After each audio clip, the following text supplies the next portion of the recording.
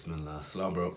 Today I'm gonna be going over this book right here. It's called Letters from a Stoic by Seneca. I've read about half the book so far. Let me check actually. Yeah, I've read most of the book so far. So I might do a part 2 of this video.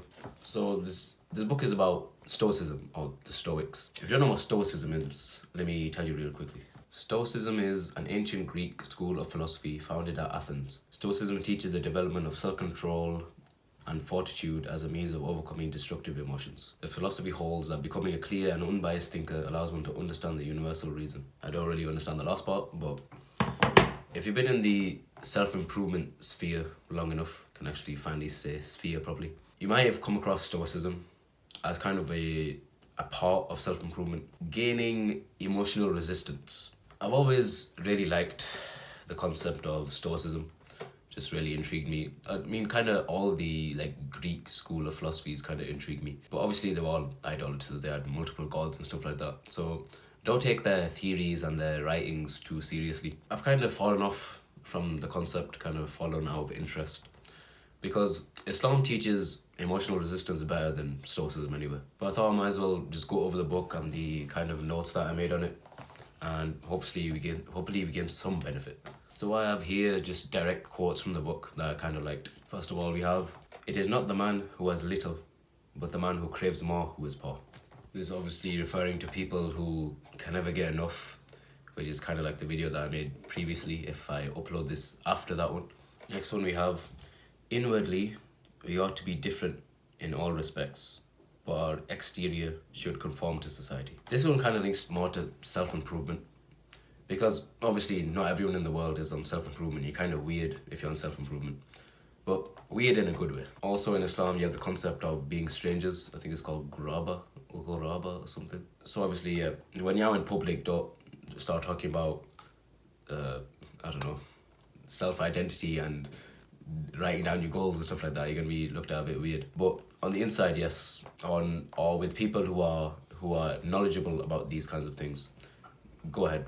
"Memory recalls the tortures of fear, while foresight anticipates them. The present alone can make no man wretched." This is obviously talking about the importance of being present. Mulling over the past and just living in the past makes you depressed. I think it's kind of like a kind of well-known saying that living in the past makes you depressed, living in the future makes you anxious, and then obviously in the present, you're kind of at peace. I thought this one was really wholesome. "No good thing is pleasant to possess without friends to share it." And then we have another one about friends, but this one's a bit more negative. "He who begins to be your friend because it pays will also cease because it pays." This doesn't actually have to be about money necessarily. If someone can gain something out of you and they're only there because they can gain that something out of you, they will also leave if they can't get that thing out of you anymore. "Unblessed is he who thinks himself unblessed." This is kind of going on to the self-identity kind of thing that I talked about, I don't know how many videos ago now. But how you think of yourself is very, very important. Your self-identity, your self-image is very, very important to the actual person that you are. "Show me a man that is not a slave. One is a slave to lust, another to greed, another to ambition, and all men are slaves to fear."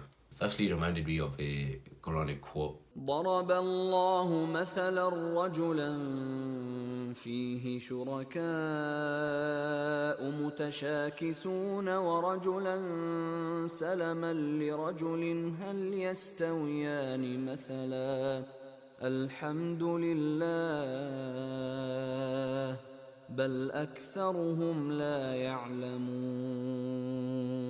And we have another one, kind of the same concept. "He's living for his belly, his sleep, and his lust." Don't become a slave to your desires, boys. Don't worship your desires, your nafs.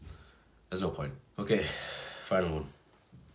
"You need not suppose that the soul is at peace when the body is still.